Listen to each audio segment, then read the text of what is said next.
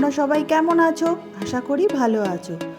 আবার একটা নতুন ব্লগে তোমাদের সকলকে স্বাগত।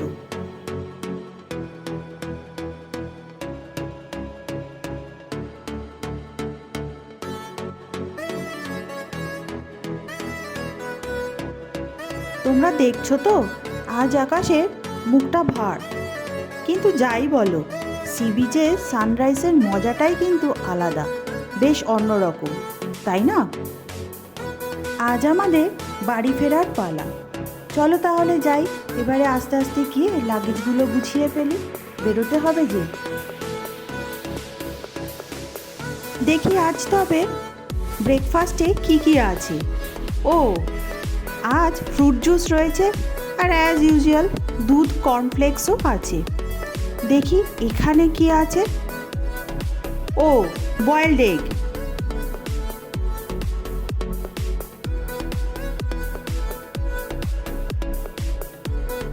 এখানে কিছু ফ্রুট স্লাইস আছে, বাটার আছে, ব্রেড আছে, আর এখানে পোস্তর চাটনি আছে, সাম্বর আছে।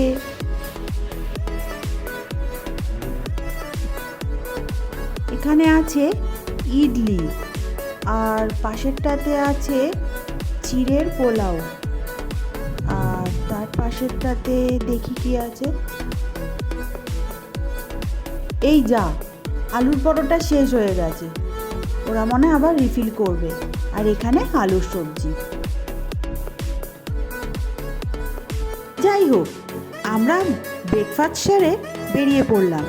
এখন বাইকার ফেরার সময় অনেকক্ষণ সমুদ্র দেখা যায়, কারণ সেই লাইট হাউস পেরিয়ে মোহনা হয়ে ভুবনেশ্বর যাবার রাস্তা এখান থেকেই ধরতে হয়। এদিকে সমুদ্রটা দারুণ লাগছে, তাই না? একদম যেন ভার্জিন বিচের মতন লাগছে, জলটা পুরো নীল, দারুণ। কিন্তু ফেরার পথে শেষবারের মতন এই সমুদ্রটাকে দেখে আমরা সবাই দু চোখ ভরে উপভোগ করে নিলাম। শুধু উপভোগ করলেই হবে না তো, তার সাথে একটু ফটোশ্যুটও করে নিলাম। আমরা ভুবনেশ্বর পুরী বাইপাস এসে গেছি। এই সেই বিখ্যাত হোর্ডিং, এখান থেকেই পুরীর ডিস্টেন্স আর মাত্র 42 কিলোমিটার্স।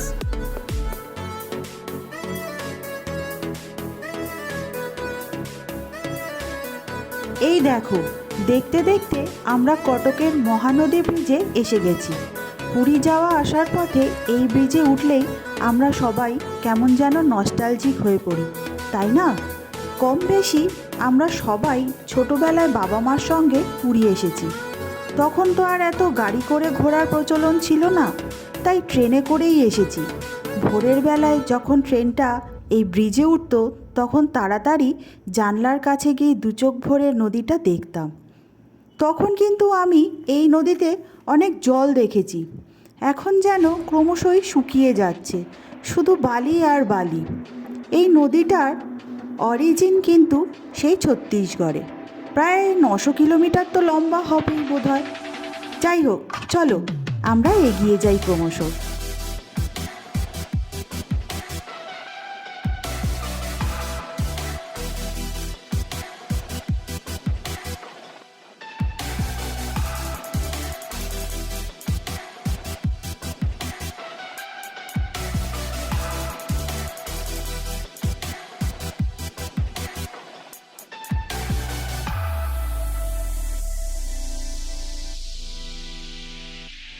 ওই দেখো, মালগাড়ি যাচ্ছে।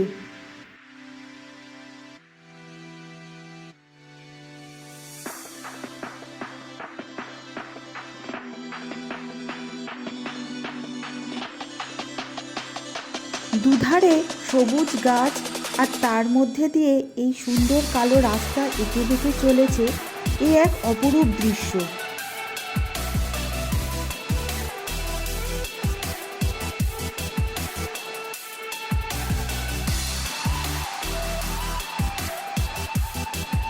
বাহ, এখানে রাস্তার ধারে দেখো বেশ সুন্দর ফুল ফুটেছে, দারুণ লাগছে, তাই না?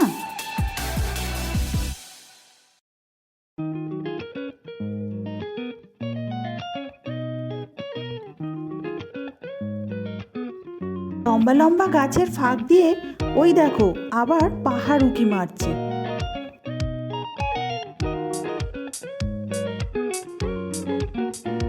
দেখতে দেখতে আমরা অনেকটা পথ পেরিয়ে ব্যাস লাক্সামান্নার টোল প্লাজায় এসে গেছি। মানে আমরা ওয়েস্ট বেঙ্গলে এন্টার করে গেলাম।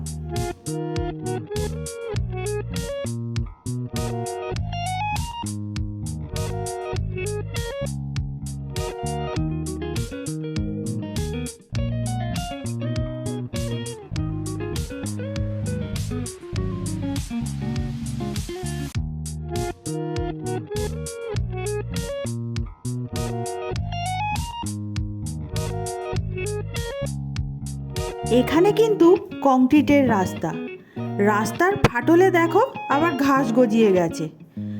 বাট এই সিনিক বিউটি দেখার জন্যই বোধহয় আমরা বারবার রাস্তায় বেরিয়ে পড়ি।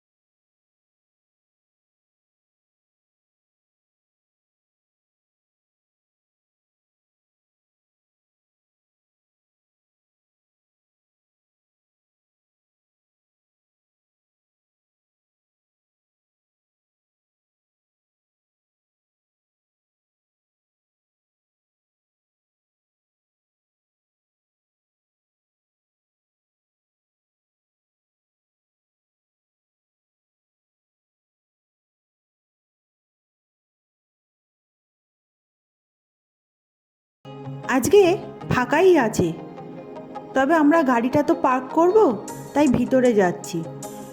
ভেতরে অনেক বড় পার্কিং প্লেস করে দিয়েছে।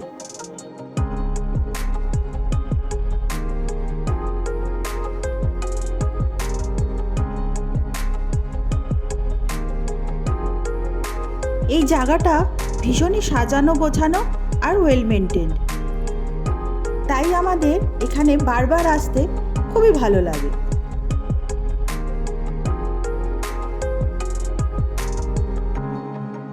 এই জায়গাটা আগে ফাঁকাই ছিল, এখন সুন্দর সেট করে দিয়েছে, পাখাও লাগিয়ে দিয়েছে।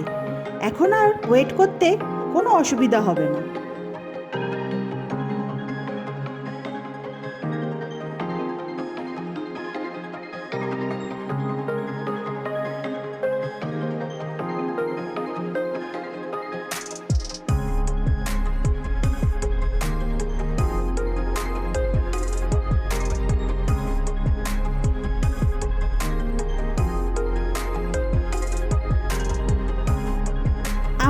স্টার্টারে চিকেন মালাই টিক্কা কাবাব, মটন বটি কাবাব নিয়েছিলাম, আর মেন কোর্সে বাটার নান চিকেন ভর্তা নিয়েছিলাম।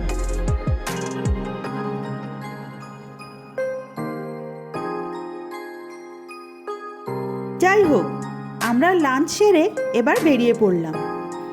পুরী থেকে আমরা প্রায় 9টার সময় বেরিয়েছিলাম ব্রেকফাস্ট সেরে, আর কোলাঘাট পৌঁছেছিলাম 4টের সময়। রাস্তায় একটু ড্রাই ফ্রুটস খেয়ে নিয়েছিলাম। এখান থেকে বাড়ি যেতে আমাদের আর 87 কিলোমিটার বাকি, প্রায় ওই ঘন্টা দুয়েক লাগবে।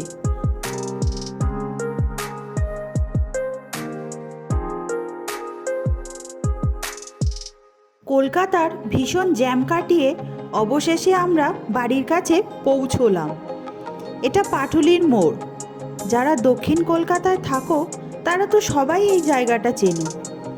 এই জায়গাটা খুবই সুন্দর সাজিয়েছে এখন, রাত্রেবেলায় খুব সুন্দর লাগে।